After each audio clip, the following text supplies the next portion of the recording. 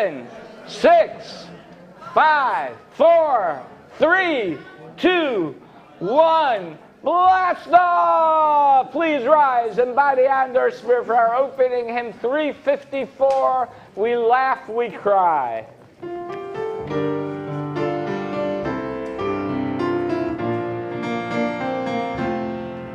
We laugh, we cry, we live, we die, we dance, we sing our song. We need to feel there's something here.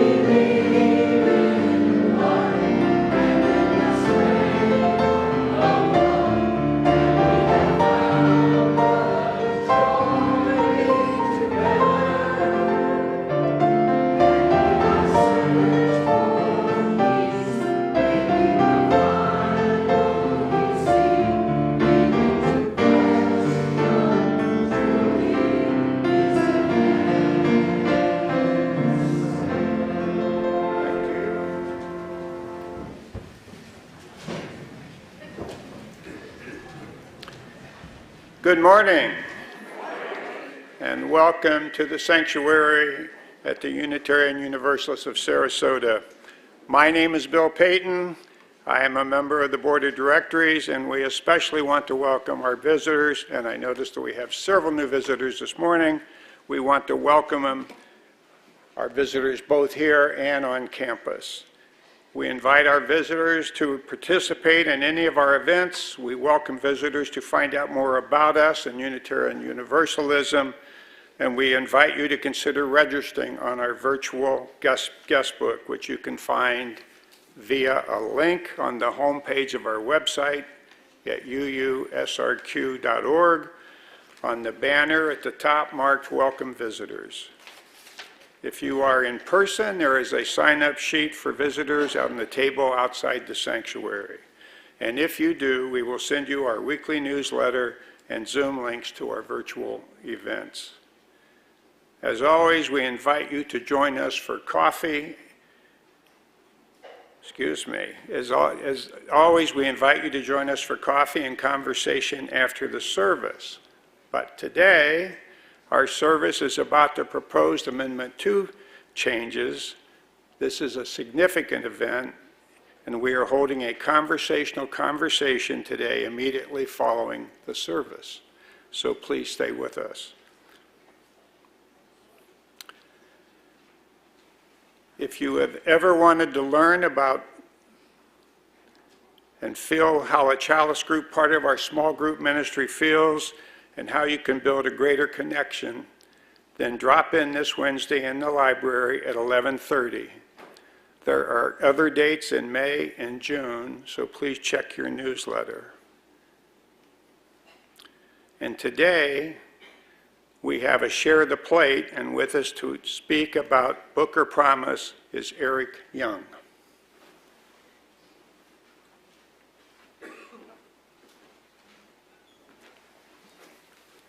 Well, good morning. My name is Earl Young. I am the president and CEO of the Booker Promise Foundation, and I want to thank the church and the congregation for allowing me to speak with you this morning.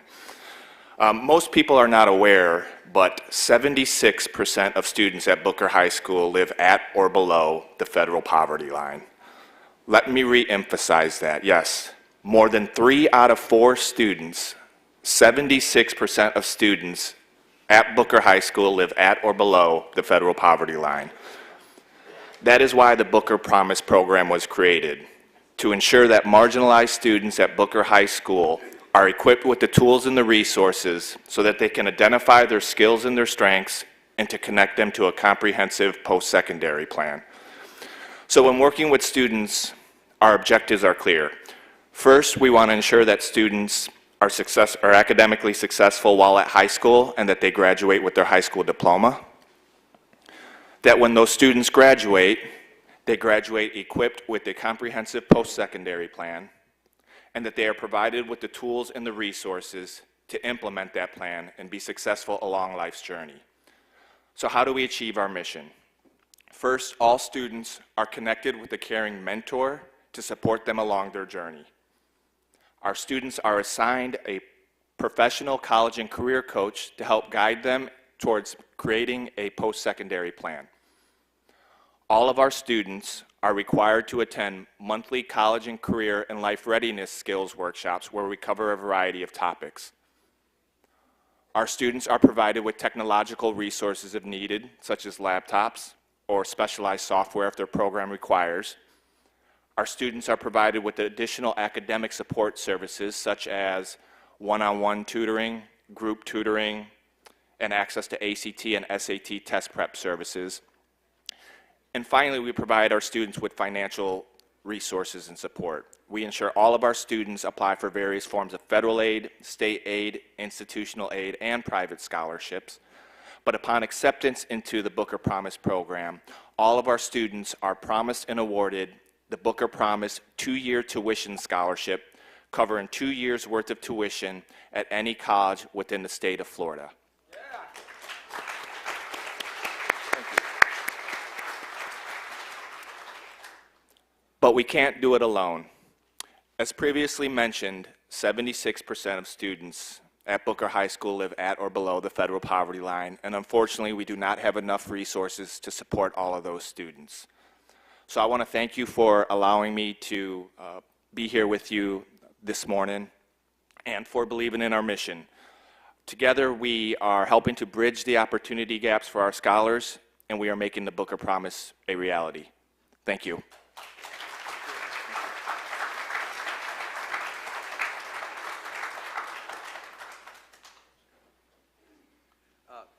Gershwin wrote the 3 Preludes for solo piano that was later arranged for trumpet and piano, and today we're going to try it on the clarinet.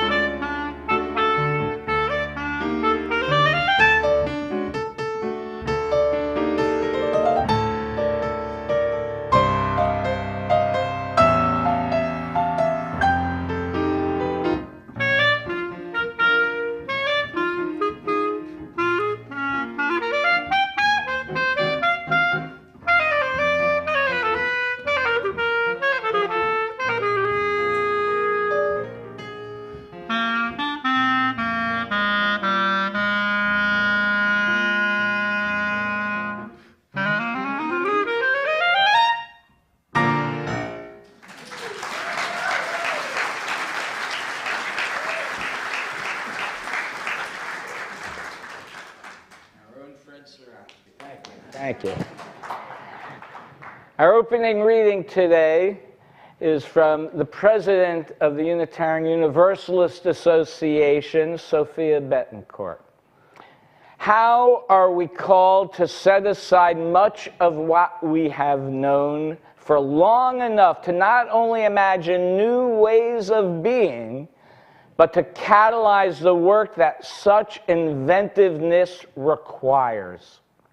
How do we best live into our role as carriers of the flame that burns with conviction, a flame that strengthens us to carry forward opportunities with hopeful possibilities, gives us courage for the days ahead? As we light our chalice, or as Anna lights our chalice, please join me now in affirming our fourth principle, which is printed in the order of service and on the screen above me. A free and responsible search for truth and meaning.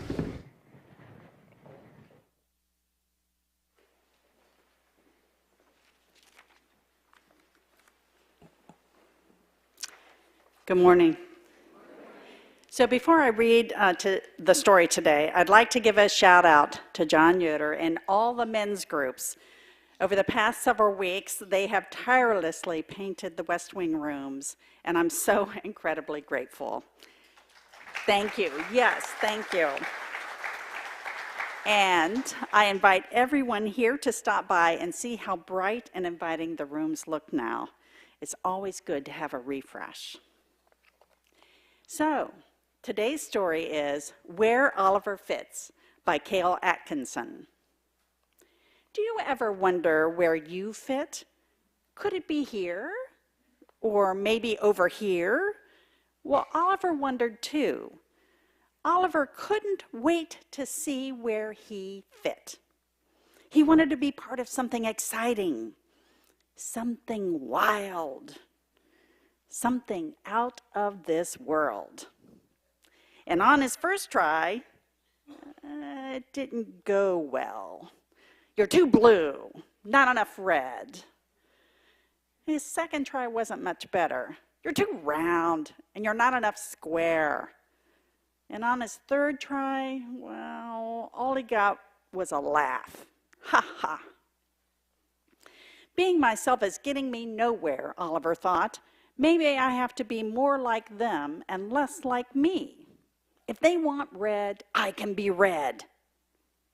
Well, it worked at first. The red pieces were happy to see Oliver.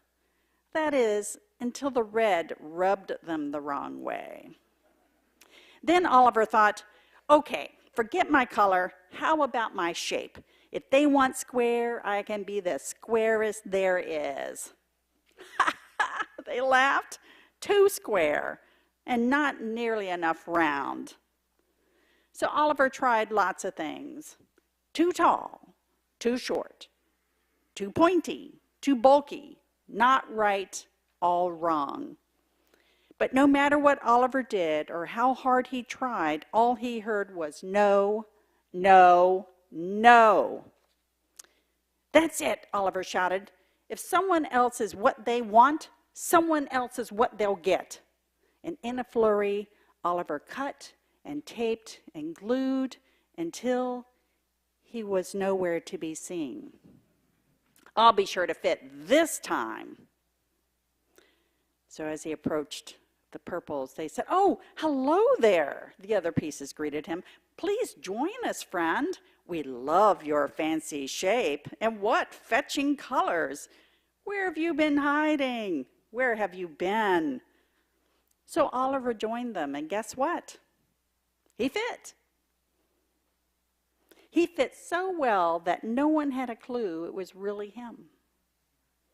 Everything was perfect, except everything didn't feel perfect. Too blue. In fact, it didn't feel right at all. If I have to hide and pretend I'm someone else, am I really still me? Oliver thought. Not enough purple. Nice carrot. And if I can't be me, then what fun is it to fit in? So he took off his disguise. "You!" they shouted. "Boo!" they shouted. "Shoo! How dare!" Oliver was glad to be himself again, but he was also back to being alone. I don't fit anywhere, he thought. How can I be a part of something exciting, wild, or out of this world if it's just me? But when Oliver looked up, what did he see?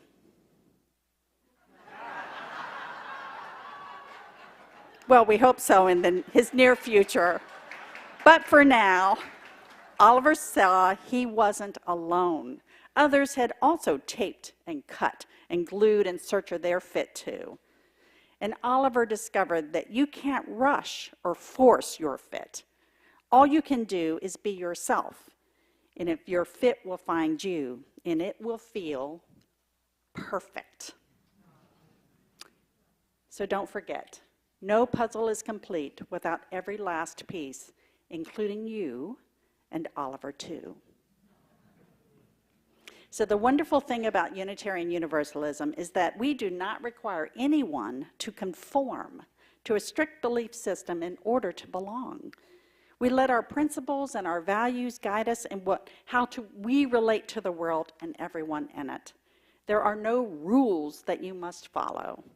Our faith asks of you to be your true self and to explore in connection with others what is true and meaning for you in nurturing your spiritual vitality, a phrase that you'll hear more about over this next year. And just as our congregation has revisited and contemplated how we want to be known in our community, what we are called to do, and what our vision is for the future, so too has the Unitarian Universalist Association looked at how we're presenting ourselves as a faith. Does the language of our principles and our values, of our purpose and our sources of wisdom still represent us today? Or is it time for a refresh, just like the walls of the West Wing, to be more vibrant and appealing? Deep questions for you to contemplate as the children and youth leave with me for their classrooms, where they too will explore where they fit in. Thank you.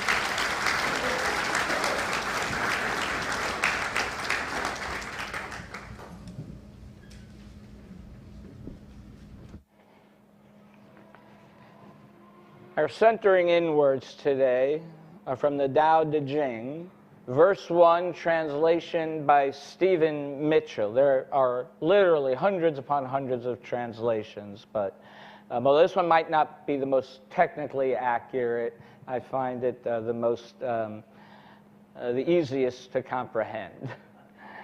The Tao that can be told is not the eternal Tao. The name that can be named is not the eternal name. The unnameable is the eternally real. Naming is the origin of all particular things. Free from desire, you realize the mystery.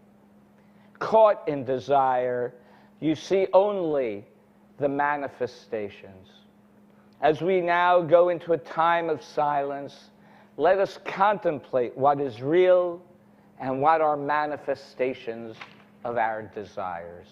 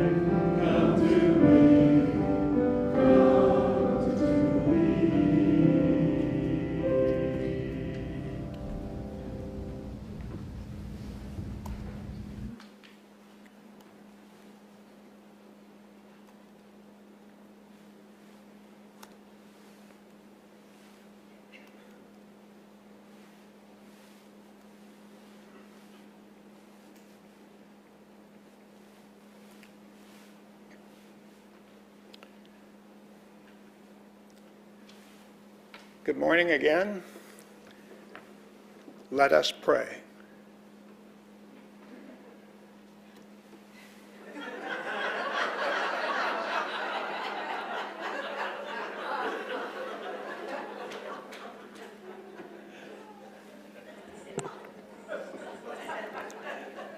So what is it that Unitarian Universalists do? Well, for about 39 years, you use with the principles as the glue that binds us together. We have strived for justice across the board. So let me start with a disclaimer. It is not my intent today to argue for or against the proposed Article 2 amendments. The proposed amendments will be up for a vote at General Assembly in June. And this is an important issue, and it deserves your attention. You will be receiving a survey soon, and we hope that you are well advised on the subject. We all live by codes or rules. We live by the rules of the road. We follow tax standards, societal expectations, and we are hopefully a country governed by the rule of law. I grew up according to the code of my parents. It was a solid Midwestern ethic, and it was based on the Golden Rule pretty much. And then I went into the Marine Corps with boot camp at Parris Island, and that had a code of whatever you say, sir. My journey to Unitarian Universalism and the 7 principles began when I fell in love with Mary Fran Renault. She was president of her congregation in Paramus, New Jersey, and I tagged along. The people were nice, and they were friendly, but they were pretty liberal for a Midwesterner. And early in our relationship, I told Mary Fran that she was too smart to be a Democrat. And she told me I was too dumb to be a Democrat.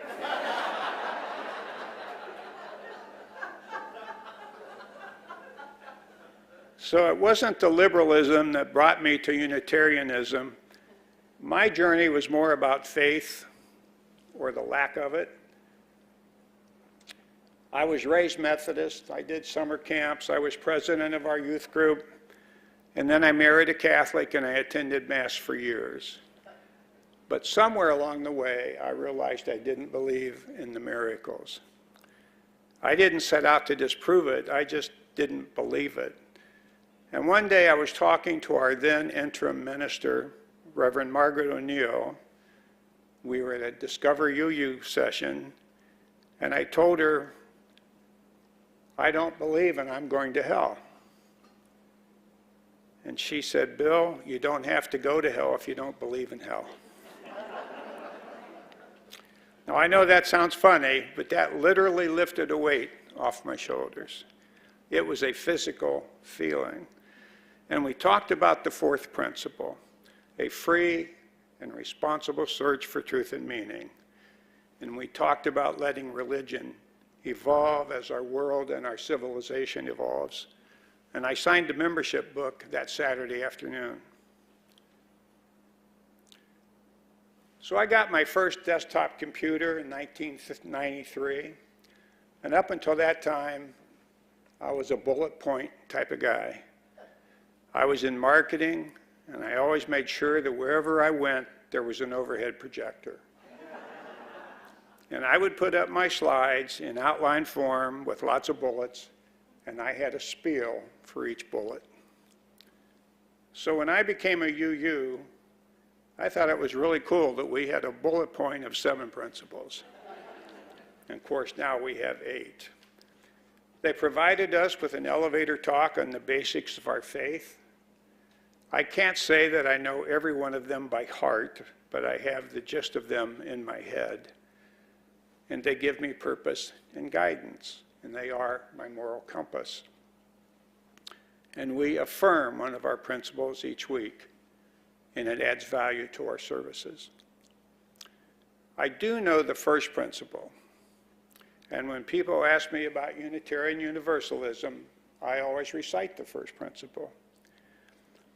A renowned 20th century rabbi, Abraham Heschel, wrote, "Just to be is a blessing, just to live is holy," and he went on to say, Unitarian Universalists affirm the inherent worth and dignity of each person as a given of faith, an unshakable conviction calling us to self-respect and respect for others.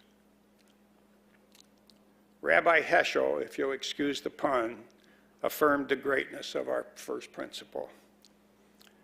So I am fond of the principles, and I am glad we have them. But wait, we interrupt this program for a special announcement. At GA in 2020, a study commission was formed to study Article 2 of our bylaws for possible amendments or revisioning. And after a lot of hard work, the proposed amendments will be voted on in GA, General Assembly, this June. Personally, when I looked at the length of the new Article 2, I was sort of overwhelmed, but I got through it. The principles are still there. The proposed amendment calls in language for us to be more active about our principles than previously. Now that's true. The most active verb in the principles is the word affirm. But on the other hand, we Unitarians have had a pretty good track record of social justice under the umbrella of the 7 principles. Some believe the amended Article 2, which adds more verbs, will cause us to do even more. So the amendment gives us 6 values, and some proposed amendments would add 2 additional values. If passed, our principles become values and covenants. Each value has a tagline defining that value, followed by a covenant to action. The principles are still there, but they are wearing camouflage. You can remember these values by remembering the acronym JETPIG.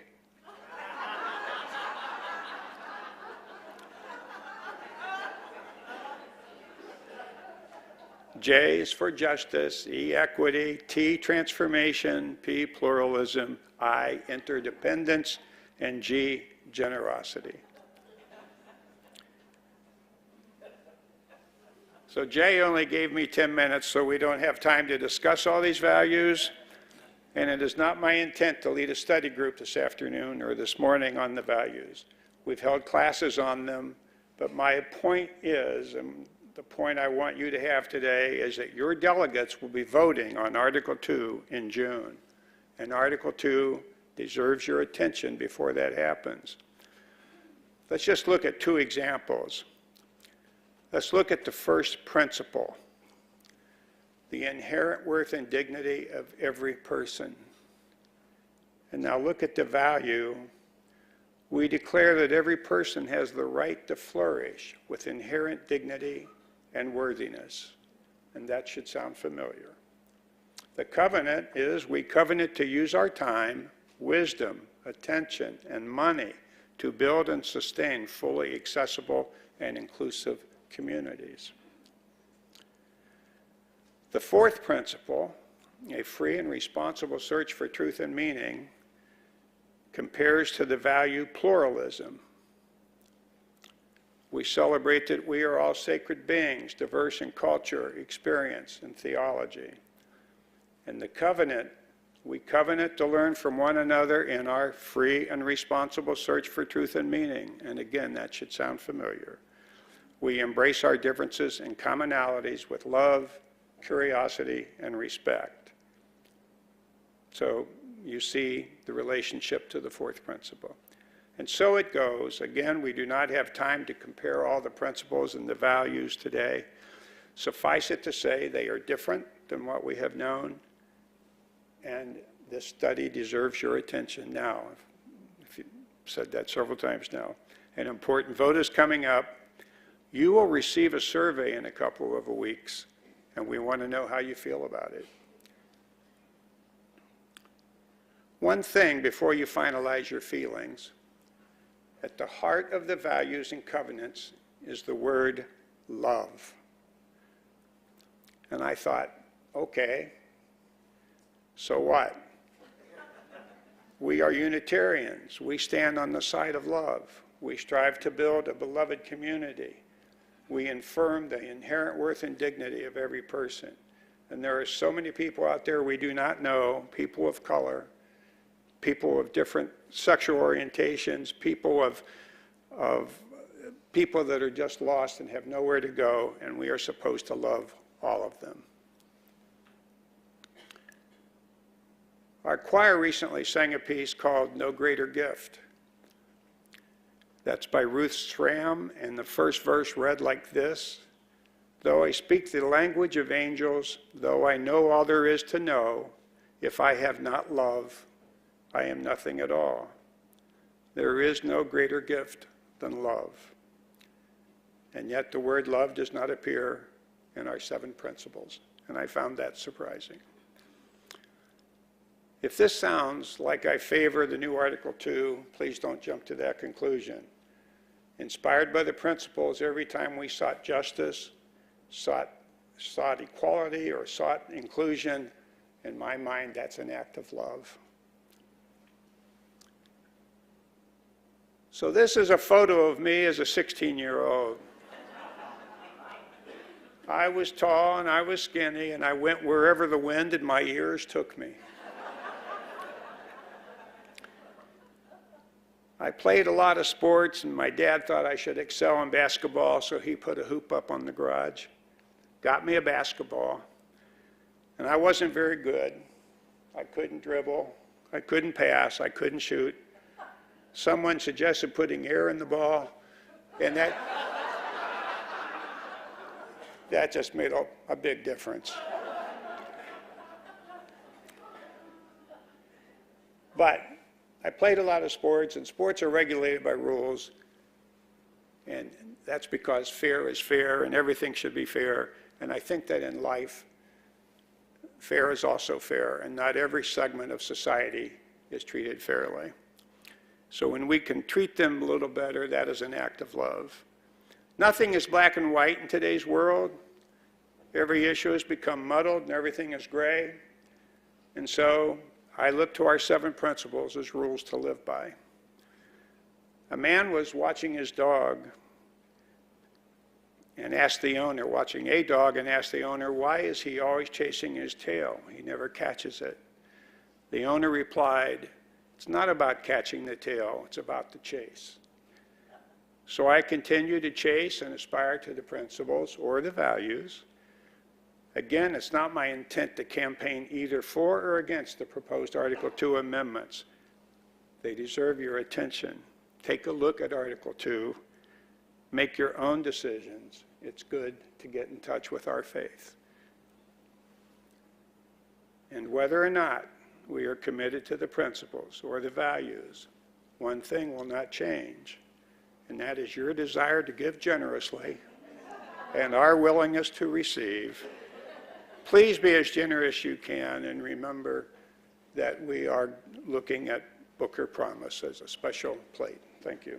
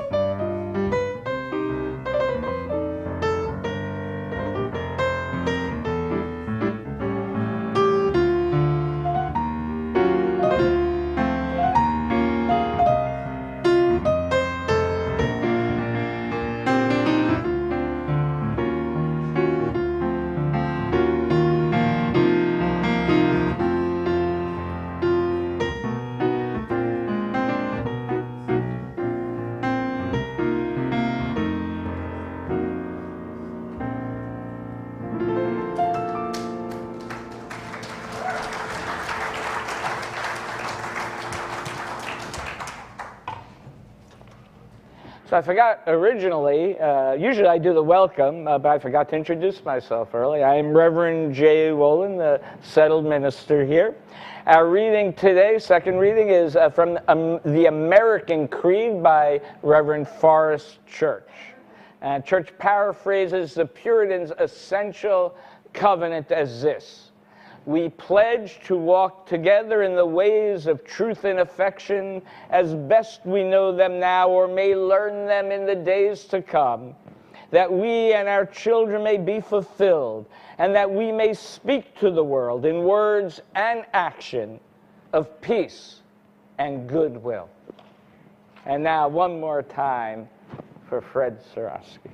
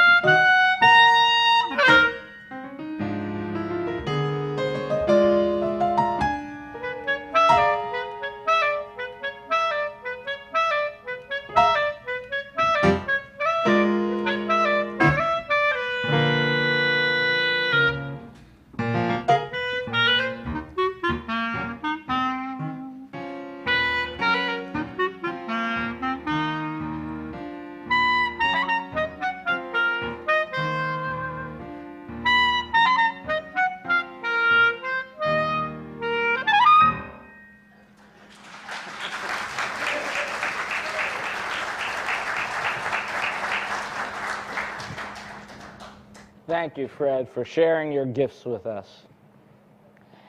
You know, most religions have what they consider moral codes, some implicit, some explicit.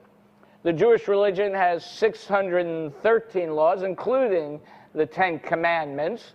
And I would say, unless you are an Orthodox Jew, you only maybe follow a small percentage of those 613 laws. Christians have their doctrines, but they also have the teachings of Jesus, the Sermon on the Mount, which were Jesus' teachings on how to live in the world. Islam has the 5 pillars of faith. Buddhism has the 4 noble truths, the 8 noble-fold path, and many, many other lists of moral codes to live by, whether it's eating a meal or before you go to bed. Unitarian Universalism affirms and promotes the 7 principles, and this congregation has added an 8th principle. Now, every community has a code that they live by, whether it's legal codes of law or communal customs. We also have our own personal moral code, right, about what we are willing to do or not willing to do when we're faced with an ethical dilemma. Communally, as a congregation and as a religion, we have communal codes, again, sometimes formal, sometimes informal, about how we will govern ourselves, how decisions are made, how we agree to interact with each other. If our personal code conflicts with a larger communal or societal code, we have to make a choice.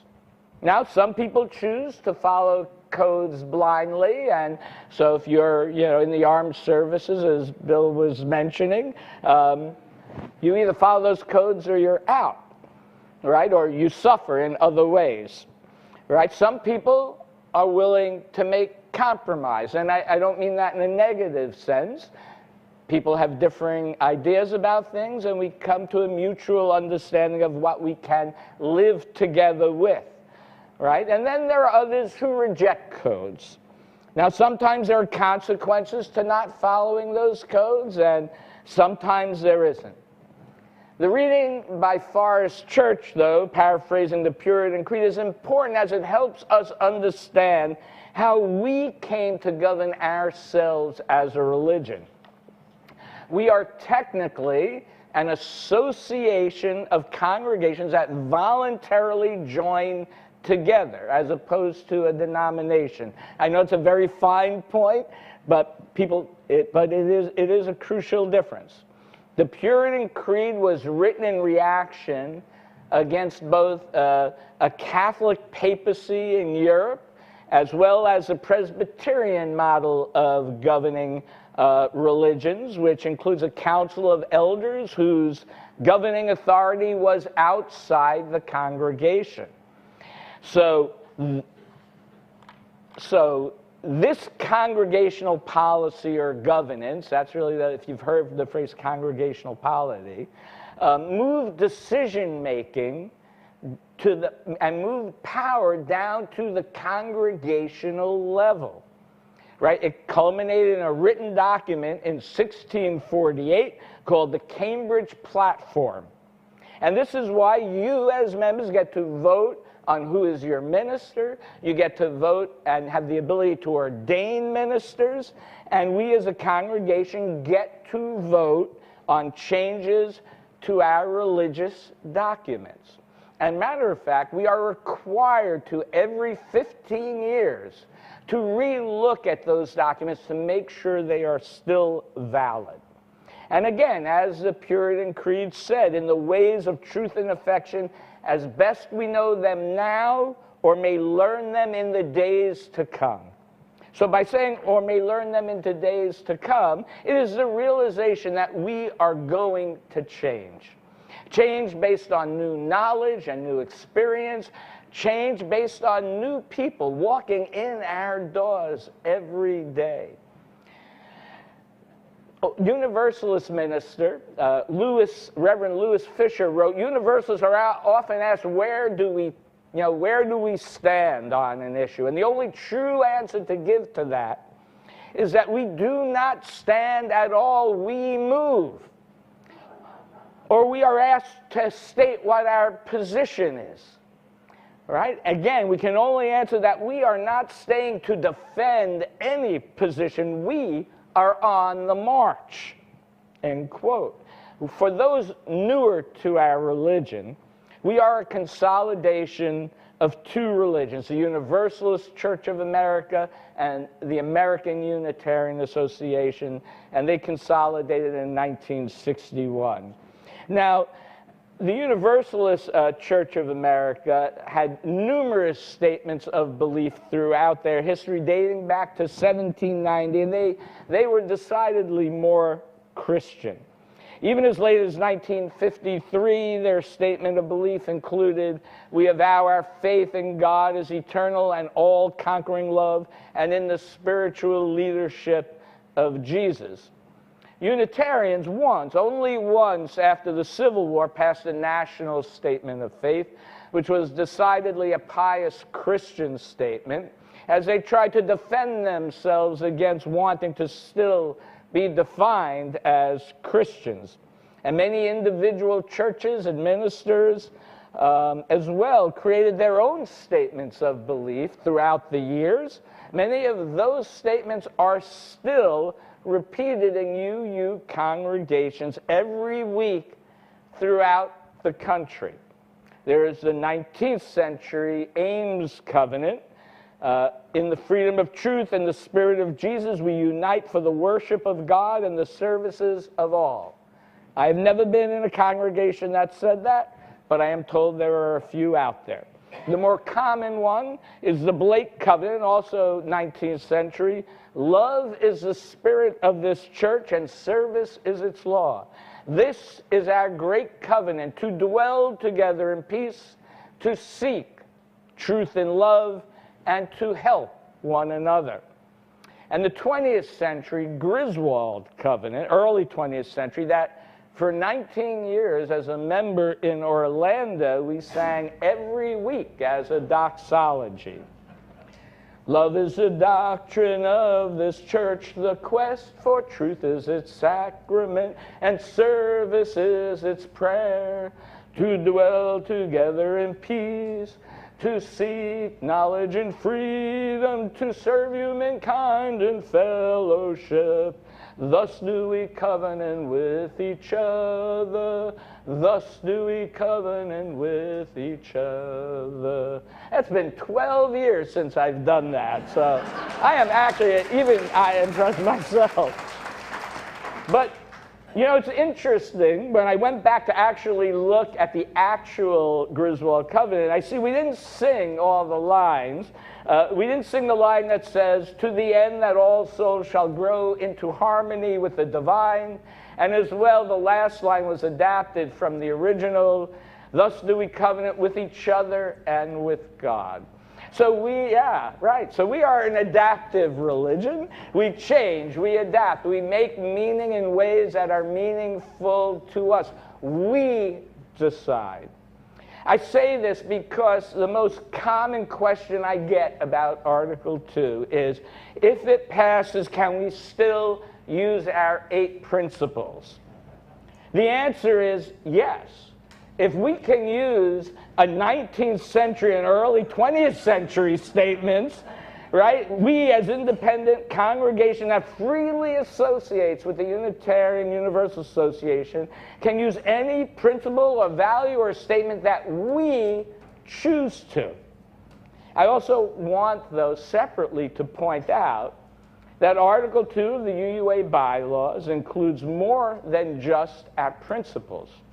In addition, it includes our purposes, sources, an inclusion statement, and the freedom of belief clause.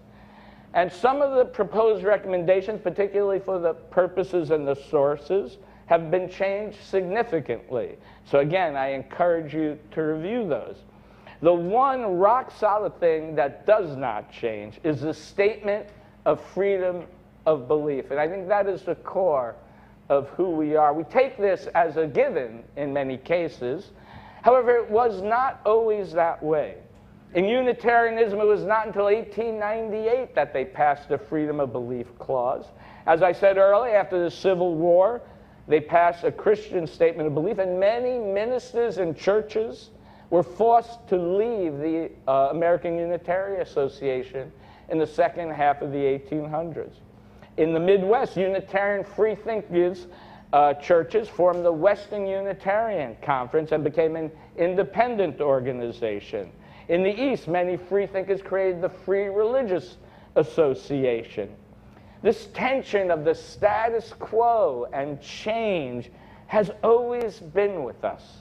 Whether it's between Trinitarianism and Unitarianism, or between Christian Unitarianism and spiritualism, or the tension between spirituality and humanism, or now the tension between humanism and pluralistic, inclusive, multi-religiosity. Throughout history, we have always had this tension because change is part of our DNA. We, as a religion that moves forward through the lens of what the needs in the world are today and in the future, not 2,000 years ago or even 40 years ago.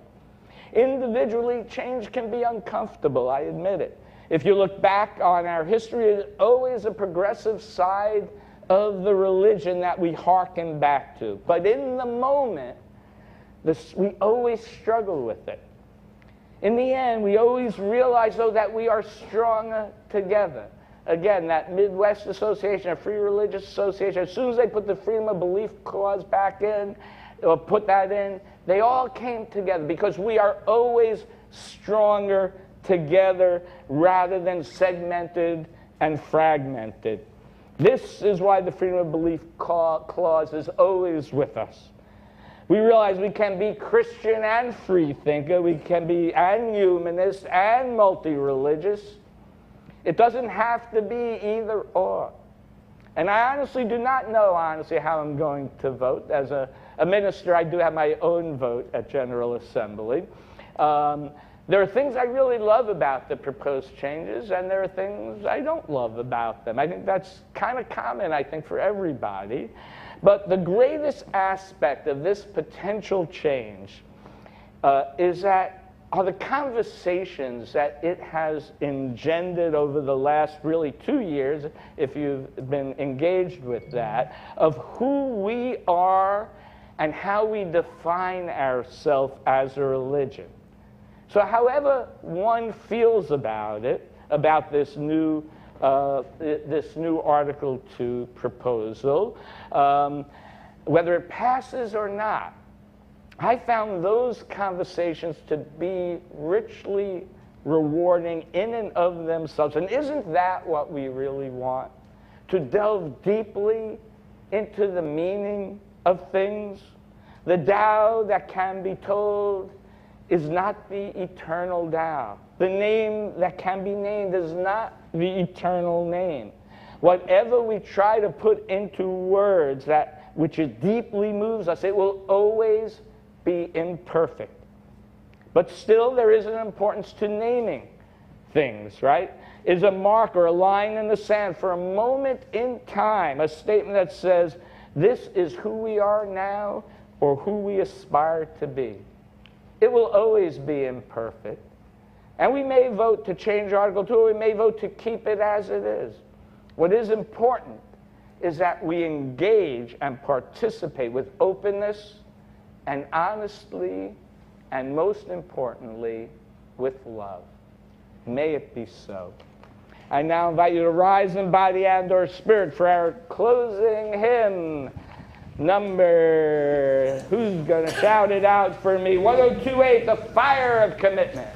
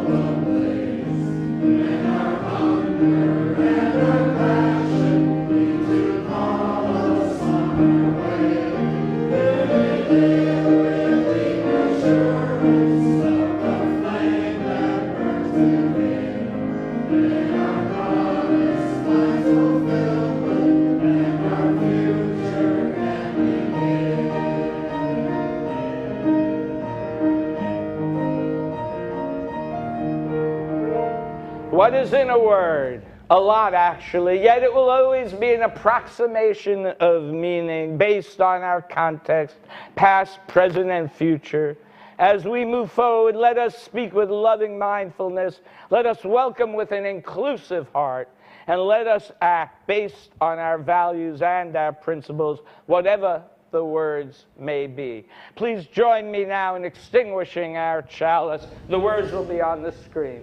We extinguish this flame, but not the light of truth, the warmth of community and the fire of commitment. These we carry in our hearts until we are together again. Thank you for your presence here today. If there are those who want to stay to talk about Article 2, you are welcome to stay. Bill and I will be here to continue that conversation with you.